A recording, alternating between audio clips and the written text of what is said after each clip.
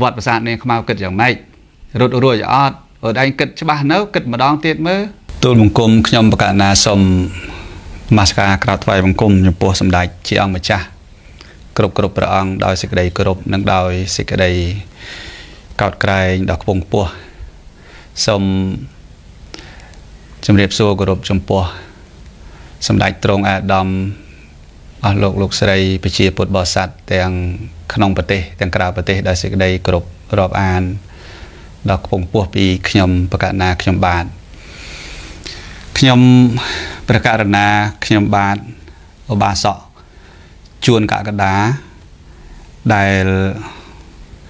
ปวดบอสัตก็โดยเชียไปเส้นเนี่ยในขนมบันไดสังคมต่างอ๋อไปให้เชียไอสกอลขยมประกาศนาขยมบาทให้ได้เติบได้เลียจากสขาบอสการปีไงตีดอกปุ่มบ้วนขายใบเวลียมองผมใบกะละปรึกกลองตัวนี้ให้ก็มีนโปรมีนเชี่ยวชาญได้แต่ตรงจมูกนึงขยมประกาศนาขยมบาทเรื่องเลียจากสขาบอสให้ก็เธอจีกาเวเนยชาญได้แต่ตรงจมูกนึงขยมเลยสาเหตุนี้ขยมสักปรุตเหตุนี้ขยมสักปรุตเหตุนี้เหตุนุไอจังเตอปัจจัยขยมประกาศนาขยมบาทก็เหมือนบานชลายตอบแต่เลกาเลือกล่างระบบสาธารณะมติหรือก็การยุลเคยระบบปุตบาสัตก็โดยเฉพาะบองโอนจนรวมชิดแต่งขนมนังกราวประเทศโนเตปัจจัยโดยเมียนวิดีโอมุ้ยมันดังทาบองโปรหรือก็โอนโปรเตให้ขยมสมอนุญาตหาทาบองแต่เจ้าไปให้เชียโอนหรือก็บ้องแต่ขยมสมหาบ้องขยมเคยวิดีโอบ้องไปให้เชียในกลางประเทศให้ไปให้เชียทลอบจูบขยมบาทกันในเชียประสงในประเทศแคนาดาตามเด็กขยมบาทเคยรูปเพียบในขนมพิธีมวยขยมประกาศนาขยมบาทในเชียประสงบานเตอตัวจังหันในขนมกรรมวิธีนั่งให้ได้สักขยมเมียนเนี่ยทอดจมูกช้อนขยมอัดจำตีกันไหลแต่ขยมจำไปได้จากคนตั้งปีประอังได้กุ้งนึกจิตขยมประกาศนาขยมบาทนู้คือขยมประกาศนาขยมบาทสกอลประอังแต่บองโปรในขังกร้อยขยมประกาศนาบานจำชั่วโมงบอกกอดแต่ปันแต่ขยมประกาศนาขยมบาทเคยวิดีโอเด็กกอดบานเธอกาเบาะสลายได้ทาขยมสักนี้ได้ซาแต่กาจับบังคอมจังขยมกานาขยมบาทสมอนุญาตดำใบจะวิดีโอนั่งเหมือนติ๊กให้ขยมกานาขยมบาทนั่งเบาะสลายเนาะไว้ได้กอดบานเลิกลางเหมือนนี้คือเมียนในทาบองเมียนภาษานี้คือโคปีกาเปิดนั่งแต่งสร้องแต่มาดองบองนี่ขยมสมอนุญาตปีบองขยมมันดังทาบองดังโปรเมนดังปีนาเต้แต่สมัยคลุนระบบขยมเต้ได้เฉียนเนี่ยสมัยจัดเด็กคลุนขยมมันเมียนนาบังคอมให้มันเมียนนาหมอทาอย่างไม่ใช่ขยมลีจ่าสขาบอดเต้คือจีคลุนระบบขยมแต่มาดองจัดระบบขยมเนี่ยสมัยแต่มาดองแล้วสมสดับวิดีโอบอกก็เด็กกอดบานเลิกลางระบบได้ตักแต่ซ้ำชวนกะได้เมียนแต่สมัยซ้ำมันเรื่องปีปรางเอาได้นะแต่ดังปีเรื่องนะขนมลูกเมียนสมได้สองปีอ่องแต่บ้านกลุ่มเรียมtừ lơ bỏ ong chuồn cả đã đi môi cứ sầm tách xong chân buồn chuyển này đi pi sầm tách xong không sọt này này chỉ xong một bên là cái này ban cầm riêng bỏ ong chuồn cả đã này bao bao nhiêu chuyện cha sắc đỏ bỏ ong chuồn cả đã này sầm bay đẹp bom ốt bằng trái bom ốt chỉ đôi môi là bom nướng này mình ban tập tua đồng năng phong này nát bao bao nhiêu chuyện nàyสำได้ซ้อมการผู้เชี่ยวนะคอปรับปีหนึ่งอีกลูกปรึกล้างเมาปรับวนจับสักอย่างตักกระหอแต่มาดองมาบนจิตนะบอกเอานี่เป็นสโลเป็นจังอย่างสบายหนึ่งแพงการเราบอกชวนขนมกากล่อมติ๊กประพุทธศาสนาอย่างไรนะบอกเอาดังไงประพุทธศาสนาคือเชี่ยวกันไล่โปรโมทต้มเนี่ยปลายบันดึกเนี่ยแจกดังนะบอกเอานะไอ้จังไงเติบยวนปลาอาจองเราบอกอยู่นั่นแหละเมียนคนแสงนะเอากำติ๊กเนี่ยปลายเนี่ยแช่ดั้งบันตึกเอาติ๊กออกนะเฮ้ยยังบ่มพลายของพุทธศาสนายังเอาโรลีสัตว์เขา ងាយស្រួលនឹងលេបយកទឹកដីកម្ពុជាយើងទាំងមូលណាបងប្អូនជាតិ ខ្ញុំប្រកាសណាខ្ញុំបាទសូមអនុញ្ញាតដើម្បីបកស្រាយនៅអ្វីដែលគាត់បានលើកឡើងនេះគឺសម្រាប់ខ្ញុំកណាខ្ញុំបាទតែម្ដងដូចជាមិនមានរឿងនឹងសោះខ្ញុំប្រកាសណាខ្ញុំបាទសូមទូលប្រកេននឹងជម្រាបឲ្យបានជ្រាបថាខ្ញុំដូចជាមិនមានរឿងអ្វីដូចដែលគាត់បានលើកឡើងនឹងសោះហើយខ្ញុំប្រកាសណាខ្ញុំបាទដែលលាចាកសិក្ខាបទដោយ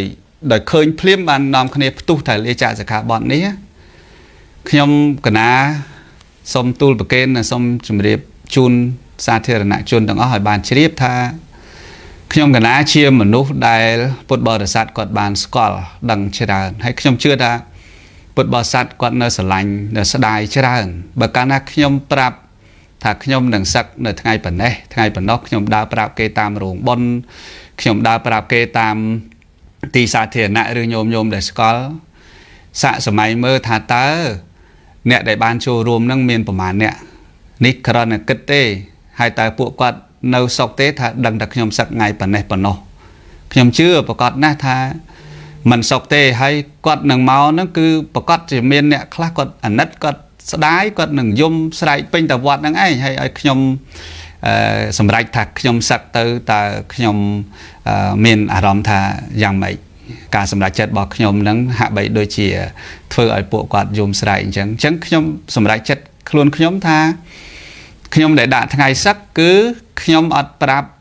សាធារណជនពុទ្ធបរិស័ទញាតិមិត្តពធហ្នឹងឲ្យតាន់ពេលវេលាថាដឹងថ្ងៃនេះថ្ងៃនោះទេគឺខ្ញុំទៅតែប្រាប់ស្អែកឡើងសឹកគឺខ្ញុំប្រាប់ថ្ងៃហ្នឹងខ្ញុំប្រាប់ដូចយើងឃើញទាំងអស់គ្នានៅតាមបណ្ដាញសង្គមជាពិសេសញោមអាដាមម៉ុងរិទ្ធីខ្ញុំឆាតទៅគាត់ខ្ញុំប្រាប់គាត់នៅពេលដែលម៉ោង 10 ទៅហើយ10 យប់ទៀតមិនមែន10 ព្រឹកទេអញ្ចឹងមានន័យថាខ្ញុំព័ត៌មានដែលខ្ញុំសឹកនេះគឺខ្ញុំមិនបង្ហាញពុទ្ធបរិស័ទសាធារណជនឲ្យដឹងឲ្យឮមុនរយៈពេលយូរទេព្រោះខ្ញុំដឹងខ្លួនឯងថាប្រកាសជាមានបញ្ហាញោមអញ្ជើញមកច្រើនហើយអញ្ចឹងត្រឡប់មកវិញទៅលើបងដែលមានប្រសាសន៍នេះខ្ញុំសូមអរគុណហើយដែលបងគិតថាខ្ញុំជាអ្នកចេះដឹងមួយហើយខ្ញុំជាធនធានមនុស្សមួយដែលបងឲ្យតម្លៃដែលបងគិតថាខ្ញុំហ្នឹងអ្នកចេះប៉ុន្តែដែលបងមានប្រសាសន៍ដូចនេះធ្វើហាក់បីដូចជាបងសម្រាប់ខ្ញុំទៅវិញទេព្រោះខ្ញុំមិនមែនសម្ដេចព្រះពុទ្ធជ័យមនីខឹមសនសម្ដេចឈឹងប៊ុនជាលោកមកបខំខ្ញុំទេខ្ញុំនិយាយដោយការពិតគឺខ្ញុំទេអ្នកដែលទៅទូលសម្ដេចព្រះពុទ្ធជ័យមនីខឹមសនដំបូងបំផុតដែលខ្ញុំមកពីប្រទេសកាណាដា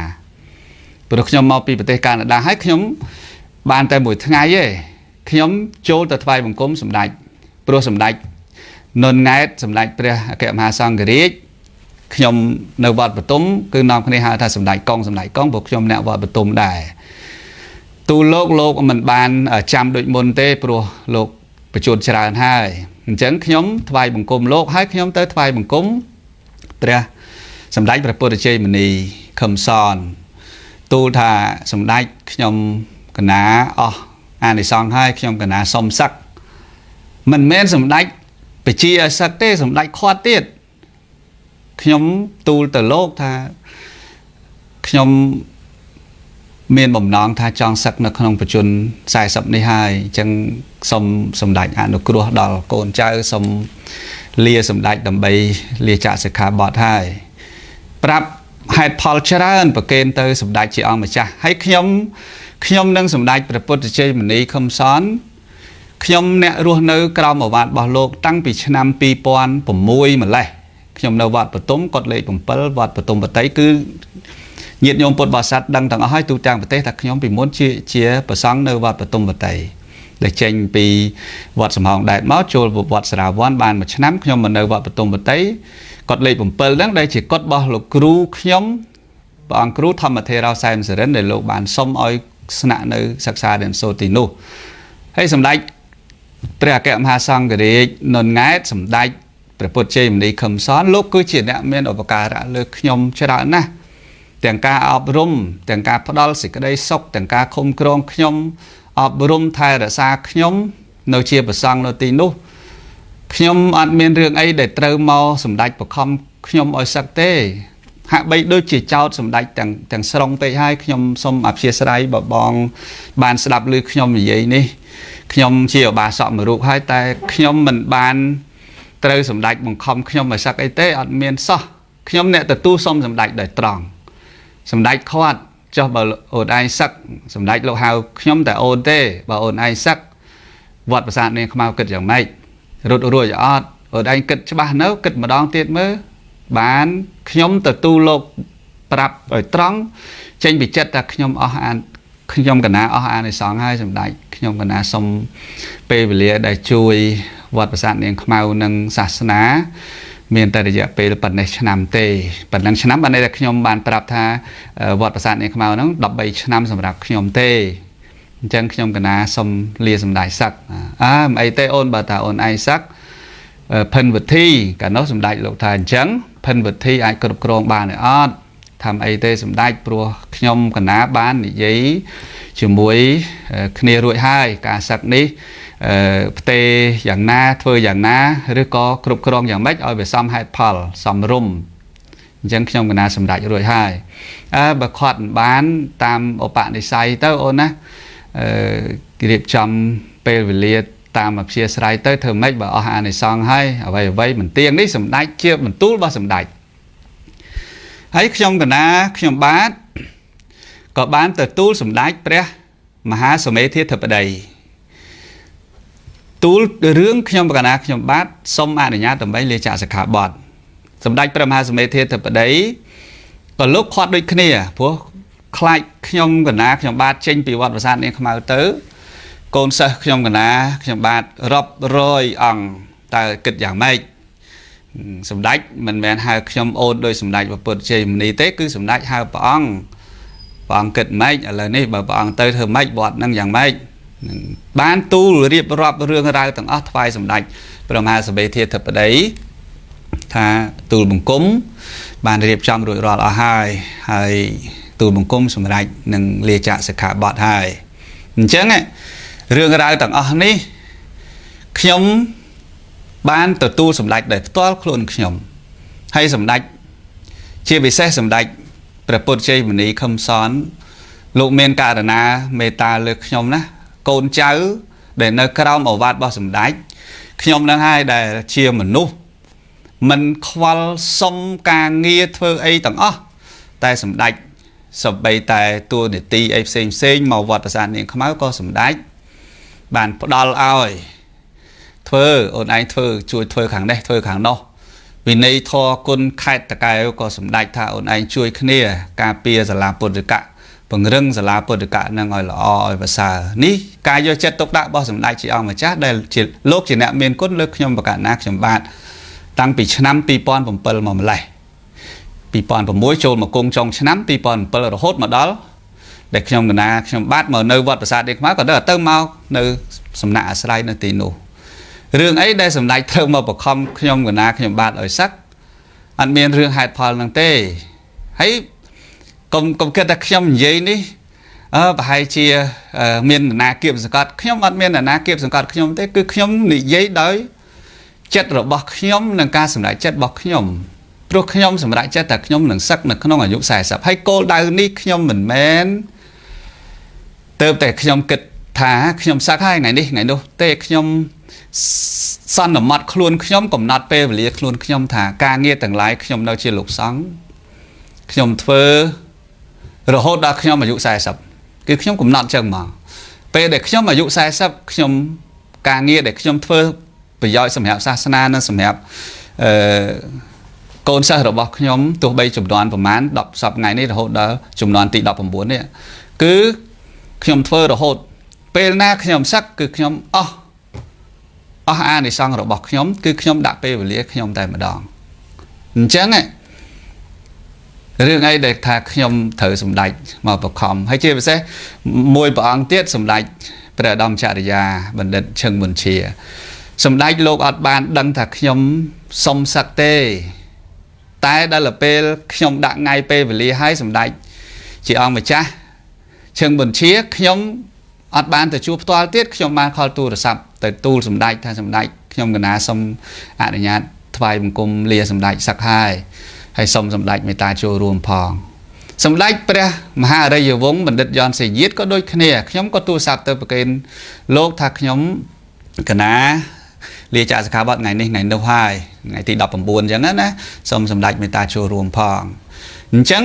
រឿងរ៉ាវទាំងអស់នេះគឺខ្ញុំអ្នកកំណត់តែគ្រាន់តែថាដេញថ្ងៃដេញខែខ្ញុំបកគលថ្វាយសម្ដេចព្រះមហាសមេធាធិបតីអំលំហេងដែលលោកថាមើលអូនឯងកើតឆ្នាំអីព្រះអង្គកើតឆ្នាំអីព្រះអង្គខ្ញុំក៏ប្រាប់ថាខ្ញុំកណាទូលបង្គំឆ្នាំនេះទៅលោកថាឆ្នាំហ្នឹងដាក់ថ្ងៃប៉ុណ្ណេះសមថ្ងៃប៉ុណ្ណេះសមអញ្ចឹងយើងធ្វើតាមរបៀបបុរាណថាសឹកឲ្យមានឧបជាសឹកឲ្យមានបាអាចារ្យហ្នឹងអ្នករៀបចំឲ្យកុំឲ្យសឹកដោយសារតែចង់ខ្លួនឯងចេះទៅត្មងអញ្ចឹងថ្វាយទៅលោកដេញថ្ងៃនេះល្អ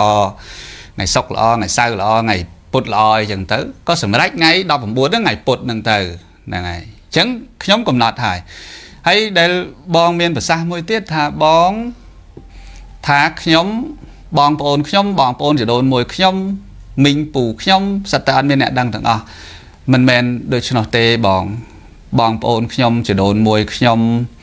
ពូមីងខ្ញុំគាត់ដឹងយូរហើយខ្ញុំប្រាប់យូរហើយខ្ញុំប្រាប់នឹងប្រាប់មិនមែនតែប្រាប់តែឥឡូវទេខ្ញុំប្រាប់តាំងតែពីដើមឡើយមកថាខ្ញុំអាយុ40ខ្ញុំនឹងសឹកហើយមុនមួយខែពីរខែខ្ញុំប្រាប់ហើយរួចស្រេចហើយថាខ្ញុំដាក់ថ្ងៃពេលវេលាហើយ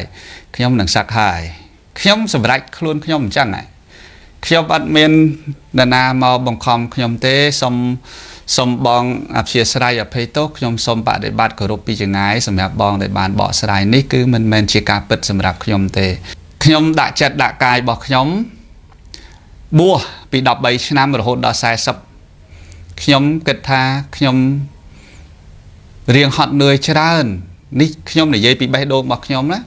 គឺខ្ញុំហត់នឿយច្រើនណាស់ទាំងការចិញ្ចឹមទំនប់បំរុងការស្វែងរកជំនួយផ្សេងដើម្បីឧបត្ថម្ភកូនសិស្សខ្ញុំរហូតមកដល់ថ្ងៃនេះដែលខ្ញុំចាក់សិក្ខាបទបាត់ចំនួន3ថ្ងៃនេះមានន័យថាកូនសិស្សរបស់ខ្ញុំបានដល់ទៅ4677អង្គហើយអញ្ចឹងខ្ញុំគិតថាកូនសិស្សទាំងឡាយលោកគ្រូធ្វើបានប៉ុណ្ណឹងហើយសូមកូនសិស្សទាំងឡាយហ្នឹងយល់ថាលោកគ្រូមានការហត់នឿយច្រើនហើយអញ្ចឹងលោកគ្រូធ្វើការទាំងអស់នេះគឺដើម្បីកូនសិស្សទាំងអស់តែលោកគ្រូអត់មានជីវិតខ្លួនឯងទេអញ្ចឹងលោកគ្រូទៅណាមកឯណាធ្វើអីគឺសិតតែជាជីវិតរបស់កូនសិស្សយកខ្លួនឯងដើរតួជាអ្នករកជំនួយចិញ្ចឹមឧបត្ថម្ភអប់រំឈឺស្កាត់ពេទ្យមកអីផ្សេងអញ្ចឹងលោកគ្រូមានបន្ទុកធ្ងន់ហើយសុំសម្រាកហើយអាយុ40ហ្នឹងមានន័យថាម៉េចក្នុងអាយុ40នេះខ្ញុំសូមអនុញ្ញាតសម្រាប់ជីវិតរបស់ខ្ញុំពីកិច្ចរវល់ទាំងអស់នោះខ្ញុំសូមគិតគូរជីវិតខ្លួនខ្ញុំពេលវេលាខ្លួនខ្ញុំអនាគតខ្លួនខ្ញុំហើយនឹងការរៀនសូត្ររបស់ខ្លួនខ្ញុំបើខ្ញុំនៅជាព្រះសង្ឃខ្ញុំជួយបានដល់សាសនារបស់ខ្ញុំព្រោះសាសនារបស់ខ្ញុំគឺមានគុណលើខ្ញុំដល់ក្រៃលែងដែលចិញ្ចឹមខ្ញុំអប់រំខ្ញុំបីបាច់ខ្ញុំថែរក្សាខ្ញុំបង្កើតឲ្យខ្ញុំមានគំនិតមានបញ្ញាមានការចេះដឹងហើយនឹងការតបគុណទៅវិញនេះគឺជាគុណបំណាច់របស់សាសនាដែលបានចិញ្ចឹមខ្ញុំទៅបានខ្ញុំធ្វើទាំងអស់នេះហើយខ្ញុំសូមពេលរបស់ខ្ញុំតែពេលដែលខ្ញុំលាចាកសិក្ខាបទទៅប៉ុណ្ណឹងឯងខ្ញុំសូមជីវិតរបស់ខ្ញុំទេ